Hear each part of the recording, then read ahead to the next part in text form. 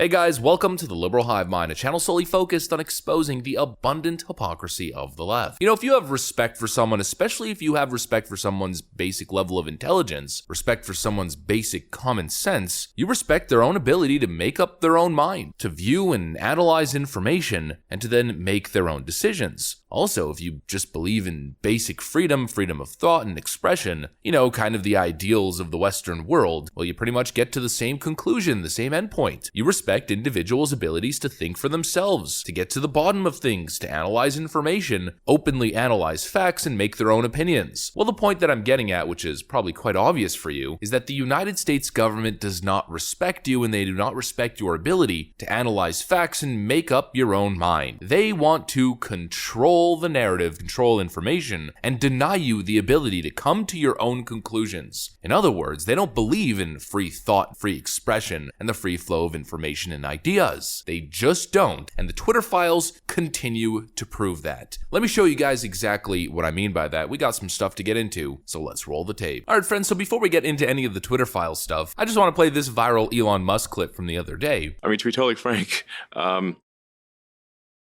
almost every conspiracy theory that people had about Twitter turned out to be true.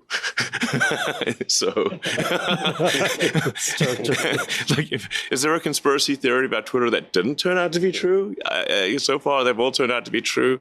And if not, more true than people thought. And he's right, all the conspiracy theories, as we always say, turned out to be actual valid conspiracy. They're no longer theories, and he's also right when he says that actually it's a whole lot worse or a whole lot more damning than I think most people were expecting. I think for the most part, what people were expecting from the Twitter files was just a bunch of green-haired weirdos banning conservatives for ideological purposes and laughing about it behind the scenes, but it turned out to be a whole lot more deep and sinister than that, as we learned that behind all of the censorship wasn't overly emotional leftoids who can't handle speech, it was the federal government. And we continue to go deeper and deeper into the rabbit hole. The latest installment of the Twitter files, The Spies Who Loved Twitter from Matt Taibbi. From FBI to DNI, the DNI to the OGA, the full thread on Twitter and its intelligence partners. Now it's really hard for me to condense all the Twitter file information in a short form video. As you guys can see, like usual, it's an extremely long thread with all kinds of information, and it would take us probably 2 hours to go through all of it. So we're going to look at this from the macro level like we normally do. Robert F. Kennedy Jr. on Twitter, I think, did a great job at explaining the macro view in one sentence alone. America is now the target of a massive propaganda cyber attack by our own spy agencies to obliterate criticism of forever wars and mass jabination. And so we're learning about the very cozy relationship between multiple tech platforms and federal agencies. And we're also learning exactly what they were involved and focused on. It wasn't just people talking about the elections or Hunter Biden. It's a full-on propaganda arm of the federal government that seems to be the most powerful force behind the public conversation on all of the biggest recent issues. If you question the jab rollout, you were put on a list. If you question the forever wars, if you question the American military establishment, if you question the motive or reasoning behind military actions abroad, you are put on a list. And then of course those lists are compiled and then sent to social media platforms, where executives at these platforms are then instructed to either ban or shadow ban your account. And the most recent Twitter files drop shows a ton of these examples. Take a look as I scroll through them. Compiled lists of individuals, in many cases, small follower accounts, just regular American citizens, being targeted for account deletion or account suppression based on the FBI's request. In many cases, individuals suspected of being bots or pro-Russian, pro-whatever it may be shills. In other words, the regime is not to be questioned, and anybody who questions the regime will be put on a list and targeted by the government censors. That's essentially the TLDR. And it wasn't just Twitter. Other government agencies ended up sharing intelligence through the FBI and FITF, not just with Twitter, but with Yahoo, Twitch, Cloudflare, LinkedIn, and even Wikimedia. The American government is becoming the opposite of what the founding fathers intended. It's becoming a top-heavy, big government machine controlling the public discourse. There's no such thing as freedom anymore. It's merely the illusion of freedom, as this big, bloated federal machine uses spy tactics and propaganda tactics to cover their tracks. In the free country that the founding fathers envisioned, American citizens are supposed to have an undeniable right to question their government. Well, clearly, that's not the case anymore, because if you merely question American foreign policy now, you get put on a friggin' list. They don't want you to question the official narrative, because that gets in the way of the Pentagon and whatever the next regime change project is. And you really start to put the pieces of the puzzle together. It really makes you start to understand exactly why they were so dead set on stopping Donald Trump at any and all cost. Because Donald Trump was the first man to step in front of the war machine. Instead of demonizing our adversaries, demonizing the Russias, and pursuing antagonistic policies, he sought to bring people to the table, to find solutions through diplomacy, not through force and war and regime change. And now we're seeing the exact same thing. People who merely question the motives behind what's going on in Ukraine, people who question America's involvement, or even people who want to analyze this stuff honestly and just understand the historical context and the Russian perspective, those people are deemed as un-American, as pro-Russia, as extremists in a government mass gaslighting propaganda effort. The Pentagon war machine doesn't want a free American public. They want a public that can be controlled. They look at what the CCP does, and they're clearly trying to mimic it. They want absolute control over speech, ideas, narratives through these mass surveillance programs and mass propaganda campaigns, and they use social media platforms as their vessel, as their proxy. Anybody who questions the Pentagon modus operandi immediately shows up as a target, because what they want is not free speech, they want controlled speech. What they want is not an end to the wars and foreign involvement. They want endless wars and a continuation of the last decade of foreign policy failures and regime change. What they want is more power and more control, and clearly, and politicians like Donald Trump stand in their way. And the Twitter Files essentially gives us a window into all of it. You know, we talk about TikTok being a propaganda vessel of the CCP, but nearly all of the major American social media platforms are essentially doing the exact same thing as TikTok, not only domestically but in foreign nations as well. This Twitter Files drop also shows us that American federal agencies were using social media platforms to affect elections in countries like France. What they're doing here is blatantly unconstitutional, and it gets even worse in the next segment of the Twitter Files, where we see a direct link to the Biden administration. Not just federal agencies going rogue and doing their own thing, but the White House, the current administration, the president and his cabinet, actively working with Twitter to suppress information related to the pandemic. Hopefully I'll be able to drop that video in a couple days. I'm gonna have to go through all the information and be very careful with how I cover that topic, because ironically enough, once again, speech related to that topic is actively being censored on YouTube. The irony of it, most likely actively being monitored and censored by the federal government and federal agencies. Washington and this administration are actively violating the Constitution, violating your constitutional rights, and we have the proof. Now, of course, the question is, like always, does anybody even care? That's what I got for you guys. If you enjoyed this video, make sure to leave a like and possibly subscribe to the channel if you guys are up for it. I'm gonna get out of here. Thanks for watching, and I'll see you on the next one.